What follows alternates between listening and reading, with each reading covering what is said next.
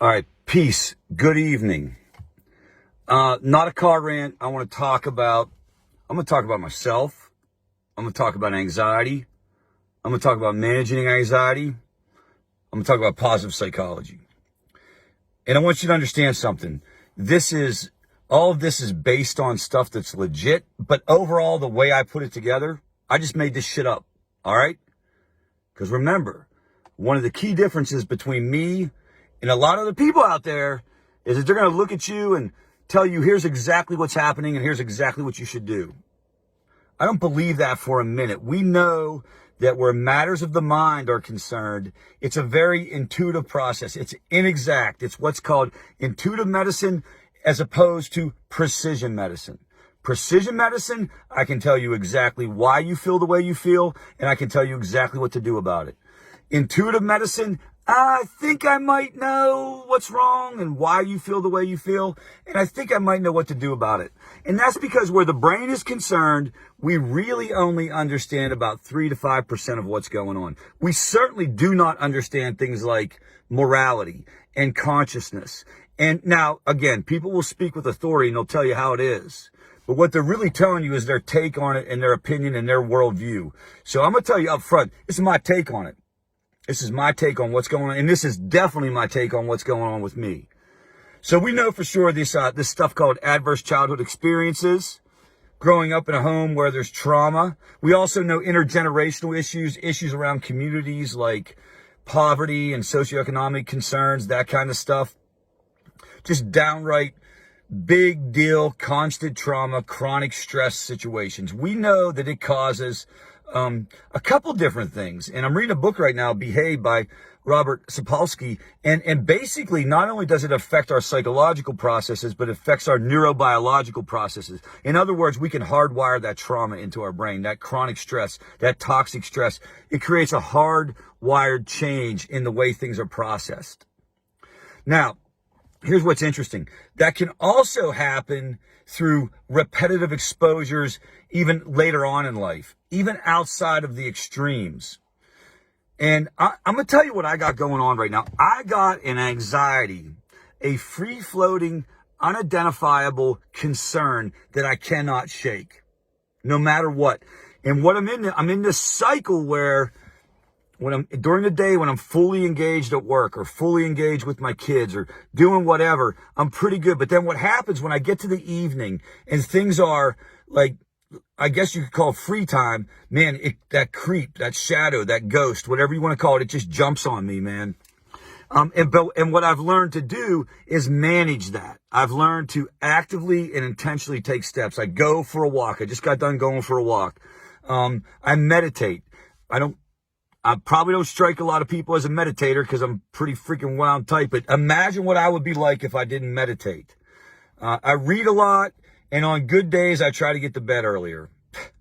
When I'm not writing grants, God-forsaken grants. All right. All that to say, here's what I think's going on with me.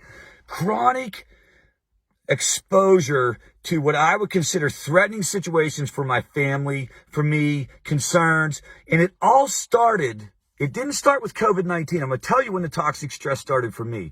It started, at this point, it would be almost 2 years ago when Aiden was hospitalized whenever he had respiratory failure. And he was 6 years old. Now, I had also gone through some other things that were incredibly stressful and concerning with my older kids. But I would consider those almost... They're big deal, but like not like this thing with Aiden going to the hospital. I'll never forget driving from South Carolina to Pittsburgh, Pennsylvania, not knowing whether he was going to be alive when I got there. Because this happened when my family was in Pittsburgh.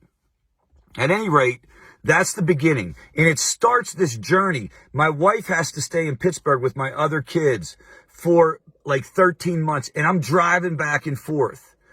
Also, in the middle of this, I launched a company. Myself and my co-founder, we launched a technology company called U-Turn, right in the middle of all this. So I'm stressed, raising money, driving to Pittsburgh, running favor, raising money for favor, doing work, driving to Pittsburgh, money, work, worry, money, work, worry. And it creates this constant release of neurotransmitters and also chemicals in my body. And it goes on and on and on. And then I'm finally starting to, feel better. And this freaking COVID thing hits. I'm not saying it went like right from the Aiden thing to the COVID thing, but I'm telling you, I'm having some kind, because here's what it was like with Aiden. It was always in the back of my mind. Is he going to be okay? Is he going to be okay? That is exactly what's going down with this COVID-19 stuff. Exactly what's going down with it. So here's what it creates. It does not create anxiety produced by a thought.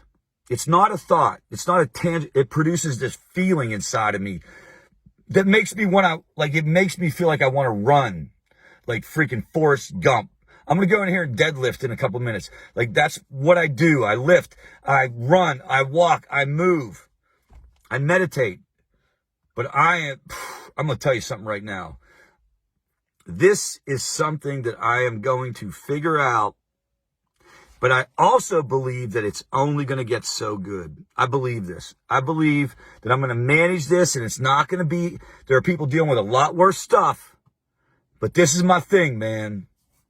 And if you can relate in any kind of way, here's what I recommend. I recommend, number one, you have to move. You got to get your body moving. You got to do something. You go for a walk, go for a little walk up the road, walk back, whatever it is. If you're more into exercise, then move more. I'm moving more now than I ever have before.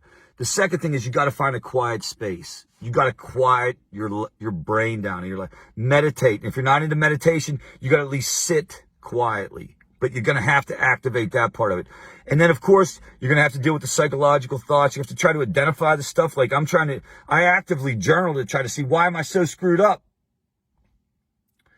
All right, these are just a recommendation. This video went kind of long. Do what you will with it. I hope it's helpful. Peace.